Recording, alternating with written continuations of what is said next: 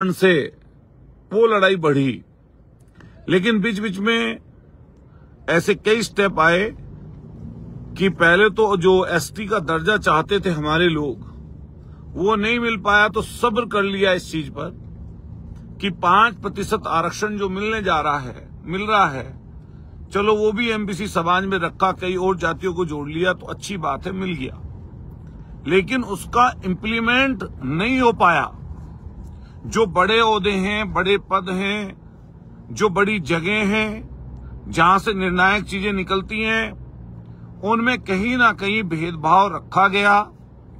Roster प्रणाली को अपनाकर कहीं पर 10 सीटें हैं तो 5 में विज्ञापन निकाल दिया जिससे नंबर ही ना आए, और रोस्टर अपनाकर कहीं ना कहीं पूरे एमबीसी समाज को धोखे में रखा गया और उनका हक और अधिकार उनको नहीं मिल पाया, जिस कारण से बड़ी संख्या में लोगों में आक्रोश पनपता गया।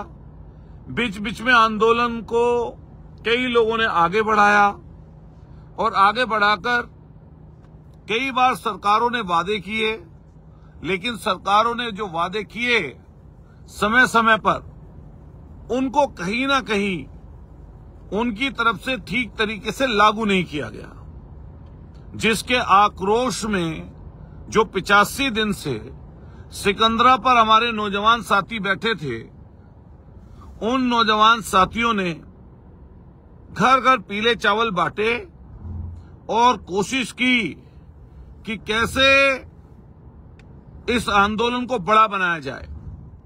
8 तारीख की महापंचायत घोषित की गई। जो गुर्जर आरक्षण संघर्ष समिति के नए पुराने लोग थे वो सब उसमें शामिल हुए।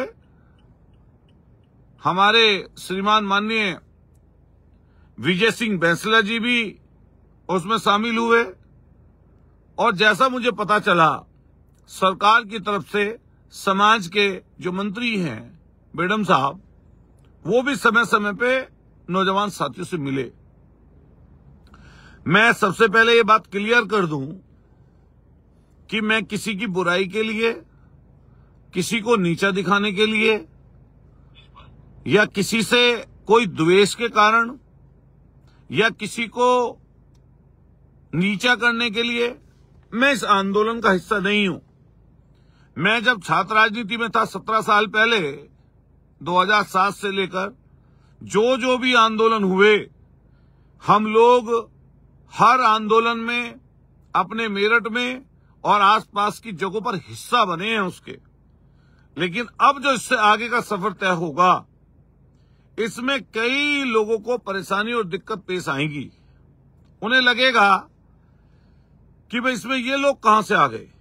मैं फिर कहना चाहता हूं, जो भी हमारे साथी हैं, खास तौर से हमारे नौजवान साथी, मैं उन सब साथियों से रिक्वेस्ट करूंगा कि बुद्धिमत्ता का परिचय दीजिए, और कोई छोटी मोटी बात इधर उधर की हो तो कोशिश करिए कि किसी को आपको नीचा नहीं दिखाना।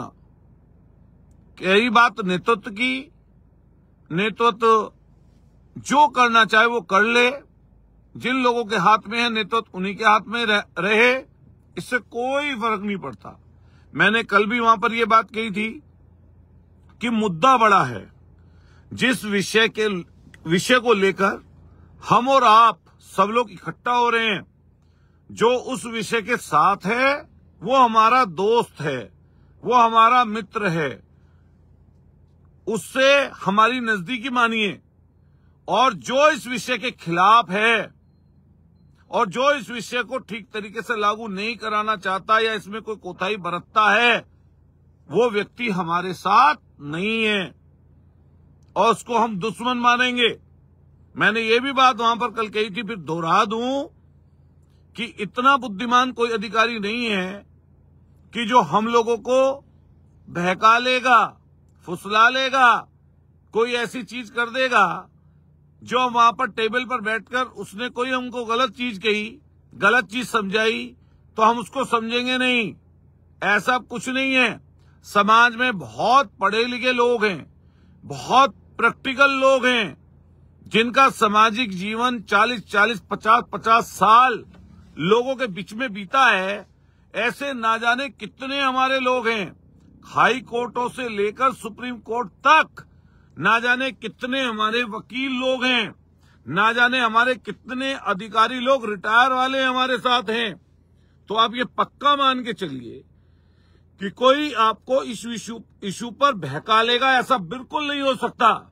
लेकिन मैं प्रत्येक नौजवान साथी से कहना चाहता हूं कि कल आपको पता होगा, जिस समय ये बात बिगड़ी, और बिगड़ने का कारण सबसे बड़ा ये रहा, जो चीज बोली गई उसमें बहुत सारी चीजें अच्छी भी हैं और उसको स्वीकार करना चाहिए। और फिर मैं एक बात और बीच में बोल दूं कि आप सोशल मीडिया के माध्यम से किसी के लिए भी अपशब्द का इस्तेमाल मत करिए। इससे समाज में भेदभाव पैदा होता है। समाज में द्वेष खड़ा होने के बाद लड़ाइयां कमजोर पड़ जाती हैं। मेरा आप सब लोगों से हाथ जोड़कर विनम्र निवेदन। दोस्तों साथियों, लाइव बीच में चला गया था, लेकिन आप लोगों से निवेदन है कि आप जुड़े रहें और